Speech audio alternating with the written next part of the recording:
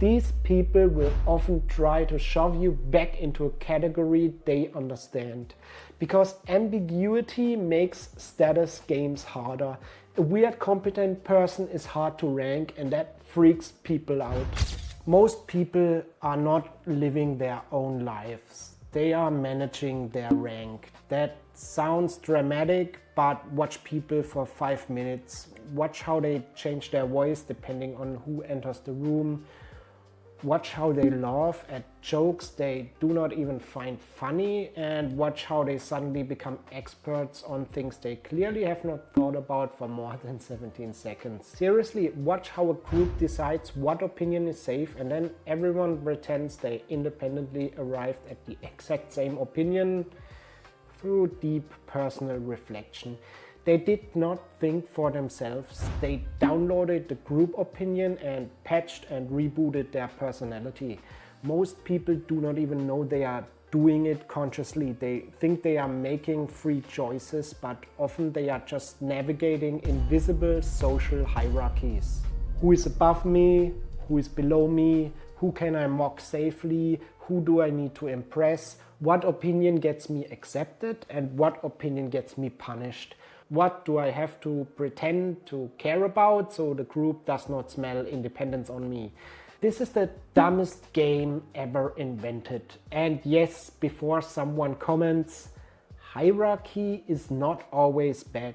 Competence hierarchies exist for a reason. So this video is not all hierarchies bad.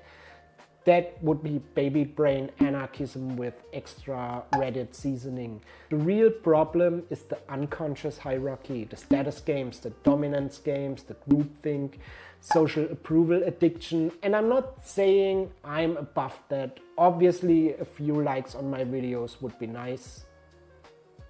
Click it, click it. And the argument today is simple. Most people waste energy trying to fit into hierarchies that do not actually help them grow. That energy could go into skills, projects, freedom, creative work, health, money, knowledge, competence, actual life progress. But instead people spend it on social positioning, trying to look normal, trying to not seem weird, trying to be liked by people whose entire personality is basically default settings. And the way out is not becoming some Grinch, Sigma, lone wolf, motivational edit. Please do not become that guy. The way out of this is to become harder to categorize.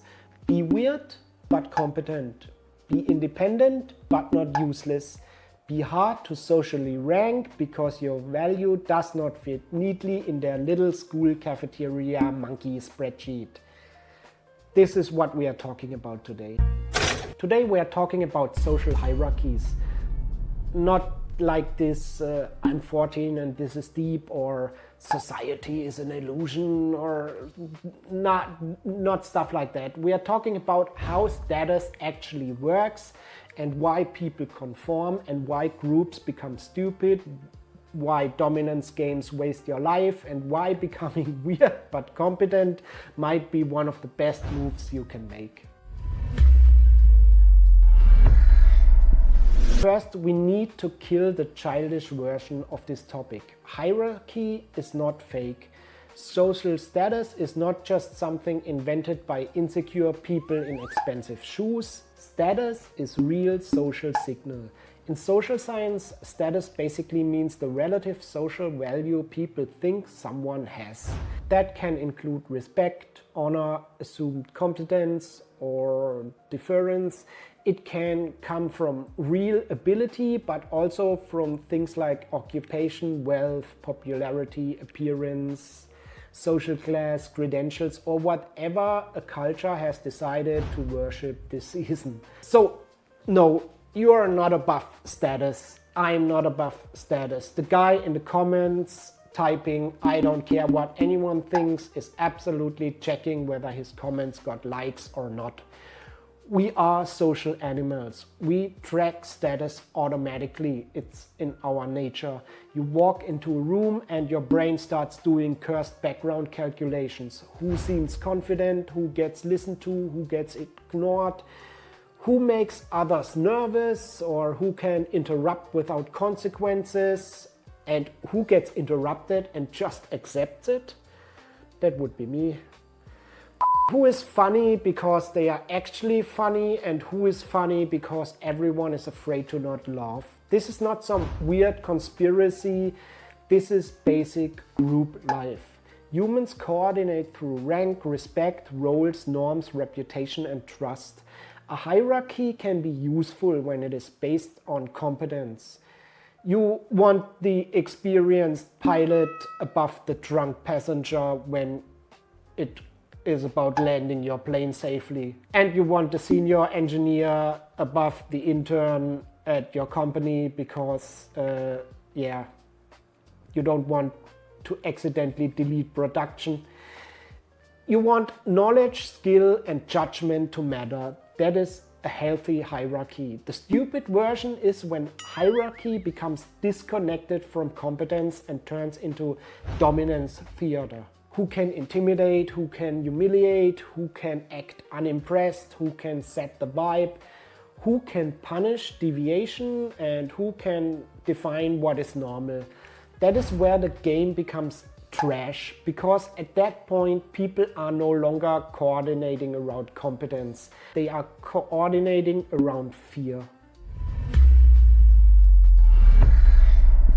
There are basically two concepts that make this whole thing clearer. Dominance and prestige. Dominance is rank through coercion, threat, intimidation, aggression, social punishment, making people comply because not complying has a cost. Somebody comes to mind here. Prestige is different. Prestige is rank granted because someone has skill, knowledge, ability, or wisdom. Stuff that people actually value. In the dominance prestige distinction, dominance is coercive capacity, while prestige is persuasive capacity based on skills, abilities, and knowledge. This distinction matters because a lot of people confuse dominance with competence. They see someone who speaks loudly, interrupts people, and acts a certain way, humiliates others, or never admits weakness, and they think, oh wow, that's leader energy. No, sometimes that is just a hairless ape with a calendar invite. Dominance can create compliance, but compliance is not respect. Compliance is not trust, compliance is not wisdom, compliance is just people doing the calculation. Is it worth fighting this idiot today or not? And the answer often is no, so they comply. That is more kind of like social hostage taking than actual leadership. Prestige works entirely different. A prestigious person does not need to constantly remind everyone they are high rank. People listen because the person consistently provides value. They know things, they solve problems, they create, they teach, and they help the group to see more clearly. Prestige is earned through usefulness, and dominance is extracted through pressure. And here is where your life gets wasted. If you're stuck in a dominance-based group, you spend enormous energy managing egos instead of building anything. You learn how to not trigger the insecure guy, you learn which opinions are forbidden, you learn which persons need fake respect, you learn which jokes are safe, when to speak or when to shut up, and when to pretend the terrible idea is actually brilliant. You basically become a highly drained emotional support NPC for someone else's fragile rank. That is unpaid theater. There is no growth going on at all. So most people do not ask what is true, they ask what is safe to say here. And to be clear here, this is not because people are stupid. It is because conformity has a function. Normative social influence means people conform because they want to be liked, accepted, and not rejected by the group. Informational social influence means people copy others because they assume the group knows something they do not. Sometimes this is useful. If everyone suddenly runs out of the building, maybe do not keep standing there in the doorway. But in normal situations and in normal social life, this same mechanism becomes a trap. People conform to avoid embarrassment. They conform to avoid being the difficult one, or because disagreement feels physically uncomfortable. Because being excluded used to be a serious survival threat. Your nervous system is old. It is still running like Stone Age social firmware. So when the group disapproves, your body can react like death is nearby, even though the actual danger is just 3 co-workers thinking your opinion is weird. This is why young people especially get trapped. School is basically a social hierarchy simulator with fluorescent lighting. Who is cool, who is weird, who is cringe, who can be mocked, who gets ignored. And if you grow up inside that game without ever questioning it, you can accidentally become an adult who still lives like every room is high school. Except now the cafeteria has LinkedIn and mortgages and worse clothes. One of the most famous studies in social psychology is the Asch conformity experiment. The setup was simple. People were shown lines and asked which line matched another line. Just length of lines, nothing complicated. The correct answer was obvious. This was not quantum mechanics. This was not explain Kubernetes networking after 3 hours of sleep. It was lines. But the trick was the real participants were surrounded by actors who deliberately gave the wrong answer. And under that group pressure, people often went along with the wrong answer. In the classic Asch setup, the control group had an error rate below 0.7%. So nothing fancy. Lines are easy to, But in the group pressure condition, where other people pretended the wrong answer is the correct answer, 35.7% of critical responses matched the wrong majority answer, and 74% of participants gave at least one wrong answer. In other words, people just went along with the bullshit and pretended it was real. That's insane, not because it proves humans are sheep. Don't get lazy with the interpretation here. The better interpretation is people are constantly balancing truth against belonging. Sometimes truth wins, sometimes belonging wins. And the more socially risky the truth feels, the more expensive honesty becomes. This is why social hierarchies control people, and they don't control them always through direct force, often through the quiet threat of rejection. You do not need a dictator when everyone is afraid of being weird, and you do not need a censor when people self-censor. You do not need a prison when the group can make you feel cringe for thinking differently in any way. It is an invisible cage and people are basically decorating it. Now let's talk groupthink. Groupthink is what happens when the desire for harmony or conformity inside a group leads to irrational or dysfunctional decisions. The group minimizes conflict and reaches consensus without proper critical evaluation. That is a fancy way of saying everyone knows the plan is stupid, but nobody wants to ruin the vibe. Groupthink has symptoms: self-censorship, direct pressure on dissenters, mind guards who protect the group from uncomfortable information, and stereotyping outsiders as stupid, evil, weak, biased, or disloyal. You see this everywhere.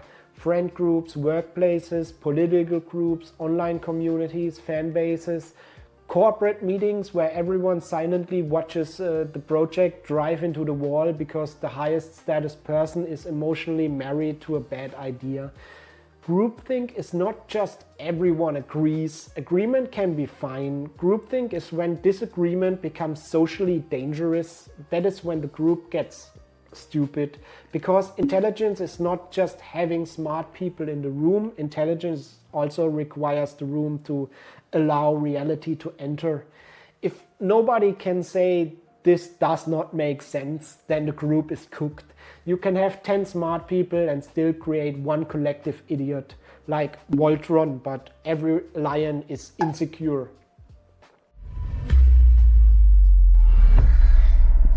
And here is one of the most useful ideas for this video: middle status conformity. There's research suggesting conformity can be highest in the middle of a status hierarchy and lower at both the top and the bottom. Depending on the setting, Phillips and Zuckerman's work on middle status conformity argues that middle status actors often conform more because they have enough status to protect, but not enough status to safely deviate. That is painfully relevant. Think about it. The person at the top can often break the rules. Somebody comes to mind. The person at the bottom may have less to lose, but the person in the middle, they are nervous, they have some approval, some reputation, some access, some fragile belonging. They are close enough to the good seats to smell the upholstery, so they become careful. They do not want to risk failing. This explains a lot of boring social behavior. Middle status people often become the strongest defenders of the rules because the rules protect their position. They become little border guards of normality. Don't say that, don't post that, don't make things weird. Translation: please do not disturb the tiny letter. I am terrified of falling off. This is why group conformity can be strongest among people who are not secure. They are not powerful enough to be original, but they are not detached enough to stop caring. So they become normality police. And if you are young, creative and weird and technical, autistic coded, chronically online, curious, intense, experimental, or just not built for the default social theater, these people will often try to shove you back into a category they understand. Because ambiguity makes status games harder. A weird competent person is hard to rank, and that freaks people out. Now let's bring Kegan in the mix carefully for a minute, because this can become cringe fast. Kegan's adult development theory talks about different ways of people and how they make sense of the world. A common summary identifies stages like the socialized mind, the self-authoring mind, and the self-transforming mind. And the socialized mind is strongly shaped by external expectations: the group, the culture, the family, and the tribe. A person at this level does not have relationships. They are heavily defined by their relationships. Their sense of self is deeply tied how others see them. Again, not a person, not an NPC. It means their identity is still deeply organized around belonging and approval. The self-authoring mind is different. That is when the person starts building an internal value system, their own values, their own standards, their own direction. They can listen to the group without being owned by the group. They can accept feedback without outsourcing their identity, and they can be disliked without instantly collapsing into a little puddle of social anxiety soup. It basically means I can observe the hierarchy without being fully possessed by it. Because a lot of people who think they escaped hierarchy just entered a different hierarchy. The Sigma male guy is still obsessed with status most of the time. He just pretends he's above it. The I don't care what anyone thinks guy often cares so much he built an entire personality around proving he does not care. The contrarian who disagrees with everything is basically not independent. Real independence is being able to ask what is true, what is useful, what do I actually value, and now comes the important bit: what game is being played here, and Do I want to play that? What happens if I don't? Or what happens if I do? Just become less programmable. The biggest problem with dominance games and groupthink is not just that they are annoying, and they can be super annoying. It is that they are expensive, they cost attention, and attention is your life. Every minute spent managing fake status is a minute not spent building real capacity. Think about the energy people waste trying to look normal, trying to sound cool, trying to be seen with the right people, trying to avoid being mocked, trying to perform confidence. And then years pass, and what did you build? A socially acceptable shell. You became compatible with people who are never going anywhere. Brutal, but that is often the trade. A lot of social conformity is just buying short-term approval with the long-term self-betrayal.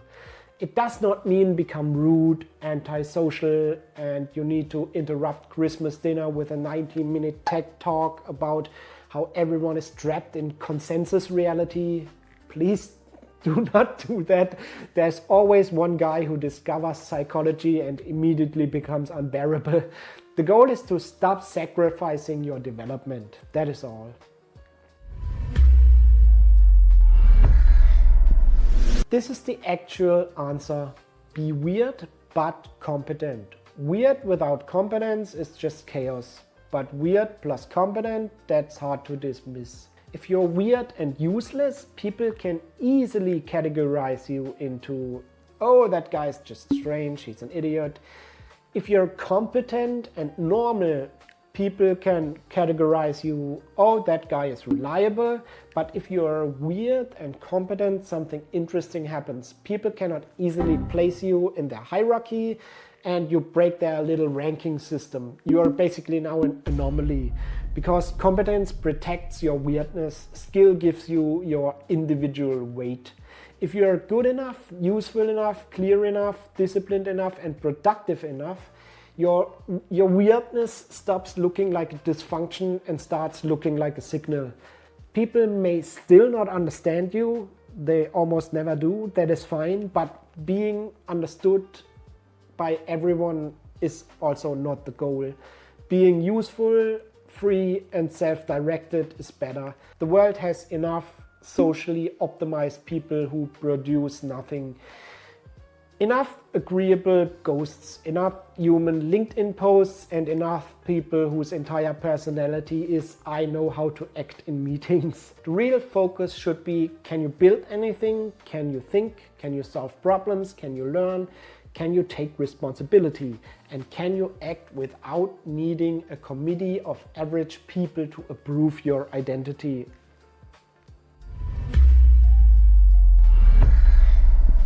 So what do you actually do?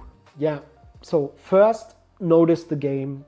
Do not pretend it is not there. When you enter a group, what is rewarded here? What is punished here? Who gets status for what?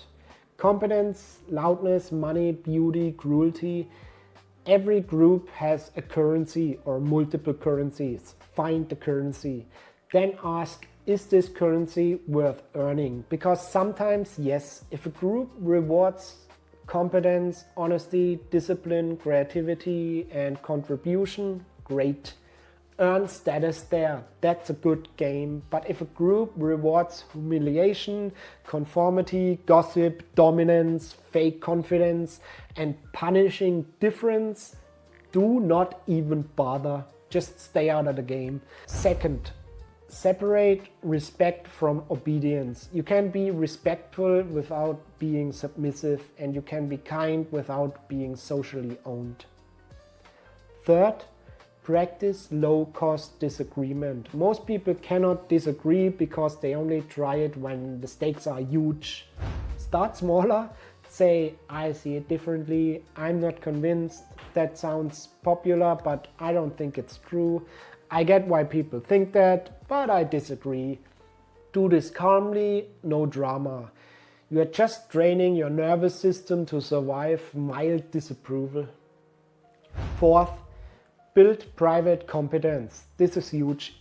If your identity depends entirely on social approval, you're easy to control. But if you have skills, projects, knowledge, systems, money, health, and direction, you become harder to socially threaten because the group is no longer your only source of worth. Build things nobody can vote away and nobody can take away from you.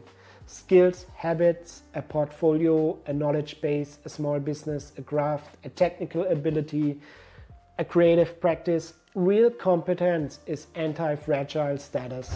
Fifth, become less categorizable. People control others by categorizing them. Nerd, loser, tryhard, Grinch, the quiet one, the funny one, the smart one, the normal one. Once you accept the category, you start living inside it. Break the category. Be the quiet person who builds, the funny person who is disciplined, the nerd who is socially aware, the weird person who is useful. Make yourself harder to flatten. That is an anomaly move. Some people hear this and think, so should I reject society and should I reject groups? No, please do not. That is teenage caveman philosophy. We live in a society. You need people, you need cooperation, you need relationships, and you're not a floating brain in a gamer chair. The point is not to escape, the point is to choose your hierarchies consciously. Reject stupid ones, reject dominance games, reject groups that punish truth. Reject status systems where the highest ranked person is just the best manipulator. Somebody comes to mind. But respect real hierarchy, respect mastery, respect skill and wisdom and earned trust. Respect people who actually know what they are doing. The mature move is, I know the difference between competence and dominance. That one sentence can save you years, because a lot of people waste their youth rebelling against competence and submitting to dominance. I did the same. They ignore the mentor and obey the bully. They reject discipline but follow trends. Again, same. Don't get trapped by feeling you are above people. The real flex is agency. Can you choose? Can you think? Can you act? Can you build? Can you disagree? Can you tolerate being misunderstood? Don't become the stereotypical Sigma male meme. Become someone whose life cannot be fully explained by the approval system around them. Be weird but competent. Kind but not programmable. Be social but not socially owned. Be aware of hierarchy but do not worship it. Learn the game, then choose where not to play. So here's the whole thing. Social hierarchies are real, status is real, conformity is real, dominance games are real, groupthink. Your brain tracks this stuff whether you like it or not. But you do not have to spend your entire life obeying invisible status rituals. You do not have to become a product of every group you enter. You do not have to shrink yourself into something easily accepted by people who are just scared of standing out. The better path is not fake rebellion, it is self-authorship. Build a life where your value does not depend entirely on whether the local hierarchy knows where to place you. Because when you become weird and competent, something changes. You stop being easy to rank, you stop being easy to control, you stop being just another person waiting for permission to exist properly, and that is where the game starts getting interesting. If you want to know more about Kegan's 5 levels of consciousness and the socialized mind, I have a video about that on my channel. I put it down there in the down there part and on the end screen. Toaster.net, holistic self-improvement for chronically online people, because shitposting is art and grindset matters. Join the botnet for the almighty algorithm. Peace out.